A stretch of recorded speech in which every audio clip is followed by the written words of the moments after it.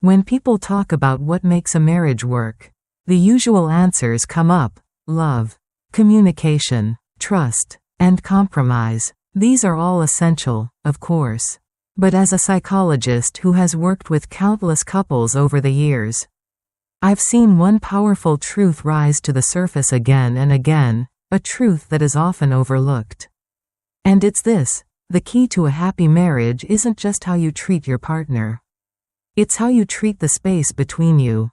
Let me explain. Every marriage is made up of two individuals. Yes, but there is also a third entity that lives between them, what we might call the relationship itself. This space, this invisible thread, holds the energy of how you two connect, how you speak to each other, how you resolve conflict, how you celebrate wins, and how you sit in silence when words fail. And the truth is, many couples spend too much time focusing on me versus you, instead of focusing on what's happening in the middle. That sacred space in between is where the real work of marriage happens. Think of it like a shared garden. You may be two very different gardeners, different styles, habits, and ideas, but the garden only thrives when both of you are actively tending to it.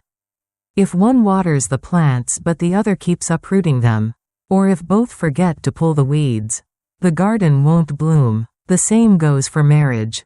When couples neglect the space between them, by letting resentment build, by avoiding difficult conversations, or by taking each other for granted, the relationship starts to wither. So, what does it mean to care for this space? It means being intentional. It means remembering that you are co-architects of the emotional climate in your home. Every word you say, every small act of kindness or cruelty, either nurtures or damages that space. It's about asking yourself not just how do I feel, but also, what am I contributing to our space today? Let's take communication as an example. Most people think they're pretty good at it, until they hit a disagreement. But effective communication isn't about winning an argument or getting your point across. It's about maintaining connection while expressing your needs. It's about saying, "This is how I feel," rather than, "You always do this." Small shift, huge difference. The former invites empathy, the latter triggers defense. Another often forgotten key is rituals of connection. No, I'm not just talking about date nights, though those help. I'm talking about the small, daily moments that signal, we're in this together. A 6-second kiss before work. Saying, "good night," even after an argument. A shared cup of coffee in silence on a Sunday morning. These rituals are like daily watering of the garden. When life gets busy, kids, jobs, bills, it's easy to forget them. But skipping them over time slowly erodes intimacy. And couples who stop feeling close often think something big is broken when in fact, they've just stopped tending to the little things. Then there's the issue of repair. Every couple will hurt each other sometimes, even unintentionally. The happiest marriages aren't the ones with the fewest fights, they're the ones where repair happens quickly and sincerely. That means learning to say, "I'm sorry," and truly meaning it. It means choosing to forgive not because the other person deserves it, but because you want to protect the relationship. You want to keep the space between you clean and breathable. Now, let's talk about emotional safety. This is the foundation of everything else. When your partner feels safe with you, not just physically, but emotionally, that's when love deepens. Emotional safety means they can be vulnerable, admit mistakes, express fear or sadness, without being judged, dismissed, or punished. Sadly, this is where many marriages falter. When one partner starts to feel like they have to walk on eggshells, or when every emotional reveal becomes a source of conflict, the bond weakens. Building emotional safety means listening without fixing, being present without needing to be right, holding space for their humanity. And while we're on the topic of humanity, let's acknowledge this: no one is at their best all the time. Your partner will disappoint you.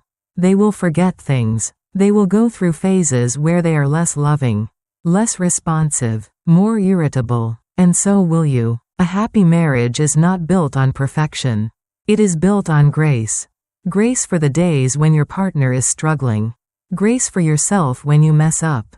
Grace for the slow, imperfect, beautiful evolution of two people growing beside each other. Another forgotten truth is the role of self-work.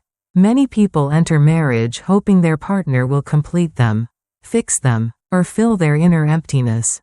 That never works. Your partner can support you, encourage you, love you, but they cannot carry your unresolved wounds. That is your job. And doing that work, therapy, journaling, spiritual growth, makes you a better partner. Because the more whole you are, the more love you have to give freely. When both people in a marriage are committed to their own healing, the space between them becomes a place of transformation. Let me also say something about fun and play. Because these are often dismissed as non-essential. But a marriage without joy becomes a contract instead of a living connection. You need to laugh. You need to be silly together. You need to remember the friendship at the core of your love story.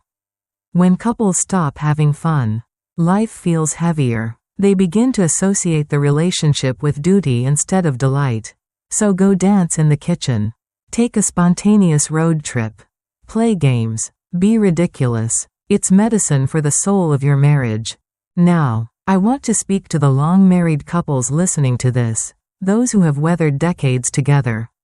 You already know that love changes over time. The fireworks of youth give way to a quieter flame.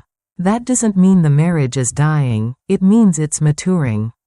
But maturity requires intentionality. Just like an old house needs maintenance, so does your bond. Don't assume that because you've been together so long, you no longer need to express appreciation, touch each other affectionately, or try new things. You need these things now more than ever. Habit is not the same as connection. And for those who are struggling, who feel distant from their spouse, or even lonely within the marriage, let me say this gently, it's not too late. Distance can be closed, intimacy can be rebuilt, but it starts with a willingness to see your partner again, not as the person you wish they were, but as the flawed, beautiful human who has been walking beside you all this time. Ask questions, listen deeply, let go of scorekeeping, and return to the space between you with reverence. So, what's the key most people forget about? It's the space between, the invisible, sacred, living thing you and your partner create together every day. It's what holds the weight of your words, the warmth of your touch, the echoes of your laughter, and the bruises of your arguments. And it's what needs your attention, not just in crises, but every day, in small ways. A happy marriage isn't something you find. It's something you build, moment by moment, act by act, word by word, and when you both decide to protect and nurture the space between you, that's when the magic returns. That's when the garden blooms again. Not because everything is perfect, but because you're both showing up, with tenderness, with honesty, and with hope. So today, take a moment. Look at your partner not as your opponent or your obligation, but as your co-gardener. Ask yourself, what am I planting today in the space between us? And may your answer be something soft, something kind, something rooted in love. Thank you so much for watching. If you enjoyed this video, don't forget to like and subscribe to the channel so we can keep exploring the secrets to lasting happiness in marriage together. See you soon in the next video.